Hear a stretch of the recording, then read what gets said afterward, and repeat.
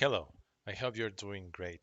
Today we're going to talk about something interesting and that sometimes you may have believed that it is a very bad idea to do. Having unfinished code in your production environments. Now, having unfinished code in your production environment usually has been considered as dirty code, contaminated code, right? And code that should not even exist in production. Besides that, unfinished code usually hasn't been fully tested and it could it could open security risks. Now, um, the other thing that happens is that that's one side, right? Right? If you don't have your code in production, right? But the reality is, if you don't have your unfinished code or test code in production, right? But the reality is that companies or software development projects usually have a lot of features that are being implemented on them. Depending on the company or depending on the project, you will have a lot of test code or test techniques or functionalities or features that you may want to have in production at some point, right? Also, you may want to have some features available to demonstrate to your customers, right? In your production environment, right? Without having to have like another configured set of environments for each customer or for demos, right? It depends on your techniques. Um, Now, there is also another thing. Developers are pretty much developing the whole time, right? And there are a lot of features that are being implemented. And the longer a feature becomes, or at least the longer some chunk of code becomes, it becomes harder to merge it in your production branch. If you have big teams, that becomes a hell, right? Because you will not only have like the code of one, two persons, you will have the code of 30, even 100 or more persons in the same week or month, and you may need to merge it all. You may need to code review it all, right? And chances are that one or more than one actually of those merges or pull requests in the case of Git-based systems will affect the other pull requests because the base code has changed. So you need to tell all of those developers go and merge master or main or whatever is your main branch into your pull request branch, test again, and push the required changes, right? And then you need to do another code review if you do the process accurately, and you need to merge that, right? And as I was saying, when you have a lot of code from a lot of different people, it actually becomes really, it can become a pain, right? So there are a couple of techniques that you can do. One of those is actually using something named feature flags. One of the purposes of feature flags is actually to push code into production behind a configurable feature. What does it mean? So it means that you will have your code in production, but the code will only be accessible or enabled if you enable a certain feature you have designed specifically for it, right? So one of the things that it's used for that is something named Feature Manager. In case of .NET, there is a feature management library to use that. And Azure also has Azure configuration which has a feature manager. So you will see in here, I have this fit to Fairplay Tube server dev config, and I am in the feature manager where I have two features. This is the full configuration, right? This is just a feature, and I have this video job system, right? So you will see that if I run the application,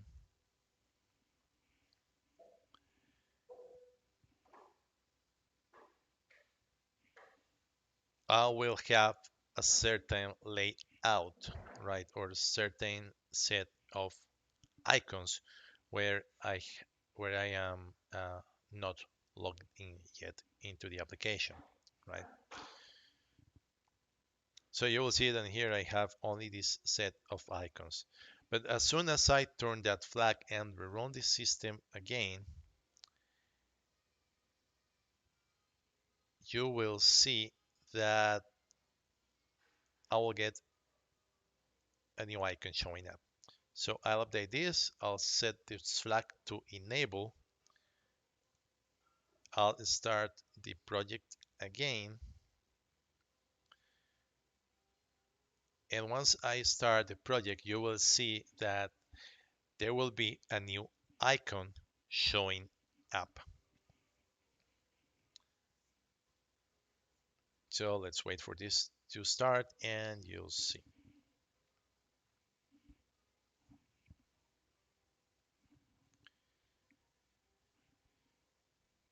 So you will see that below the home icon, now we have this icon, and this icon is the videos job. This is actually a feature that it's being implemented. Now I haven't complete this, so uh, there are some things that I need to fix. But you see that the icon showed up as soon as I turned on that feature, right? And basically that feature hasn't been finished yet, right? There are a couple of things that we need to add in there. So what you do is you put all of that code behind a feature, and um,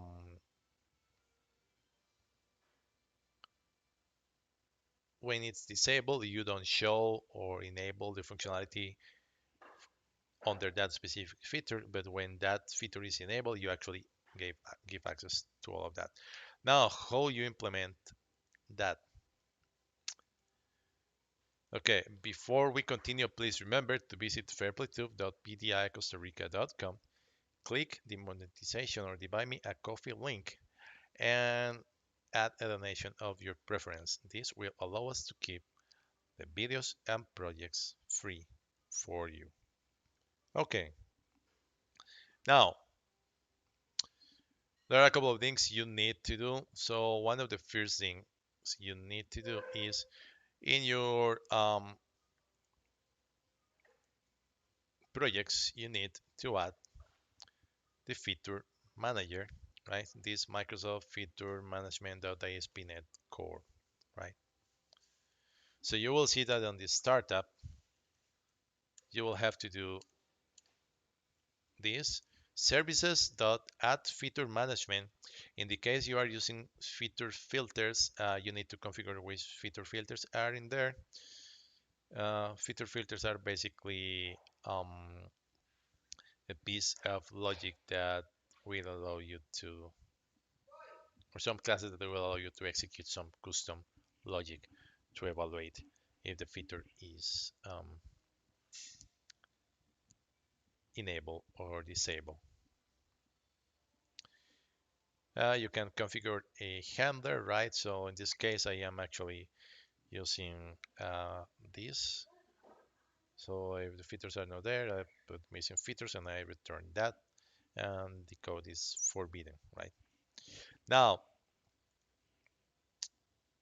the other thing that you will need to do is you can use the feature manager in a couple of ways. So for example, here I have the video jobs controller, and I can do things like using this feature gate and say video job system. So basically this will verify if there is a feature with this name enabled in the system, give access to this class or this controller. Otherwise, block the access to that.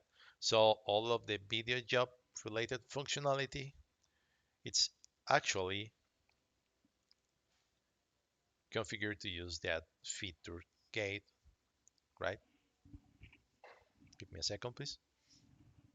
So all of that functionality is actually using that feature gate. Now this is on the server side. What happens on the client side? So one of the things that you could do is you can create like a feature controller or something like that, right? Then you can do a get all features. You can return the model indicating the name and the is disabled. And remember that we have this Blazor application. So basically what we do in here is we create some service, right? And on the shared, in the main layout, in this case, I know is the main entry point for the application, at least for the UI, I would say. We can do things like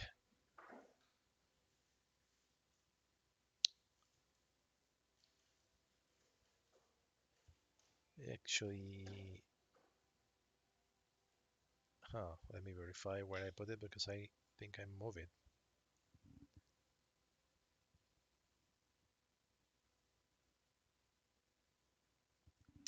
Okay, so I have in here this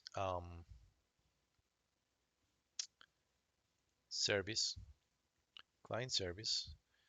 I have this feature client service, which basically has the code to load all of the features in the client side, and basically it just invokes the get all features and store it in a static variable, right?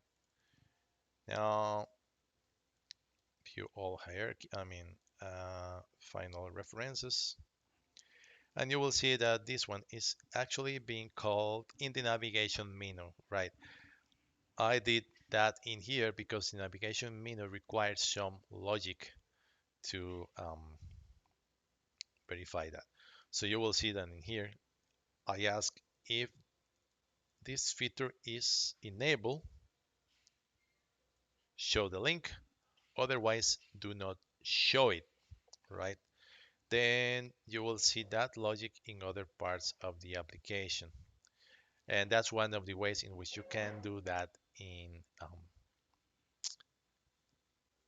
Blazor Web Assembly. Basically, you have an endpoint in your API requesting the features and the status, right?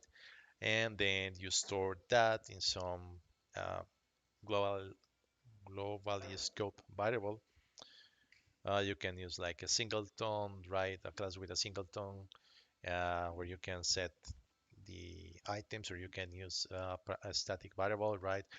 Remember that you are working on your client side, right? And you are working on a single page application, so your state will persist when you use your static variables. So that's one of the ways in which you can use Feature Manager. And then when you finish with that test, basically you can just disable it, and that will be it.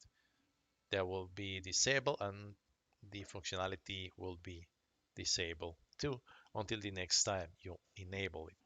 Now, these features, or the purpose of these features, one of the main purposes of this kind of features is so that you can push your code, test it, right, have it in production, and get rid of the features as soon as you do not need them.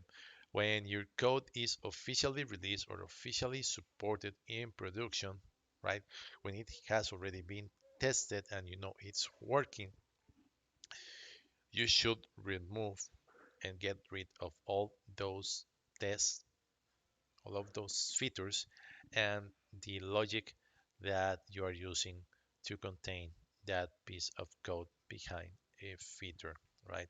Otherwise, it can become extremely complex to maintain all of that logic, right? I hope this has been useful. Thank you very much and have a great day. And remember, visit www.pticostarica.com and use the Buy Me a Coffee icon to select a donation of your preference to help us keep the videos and products free for you. Have a great day.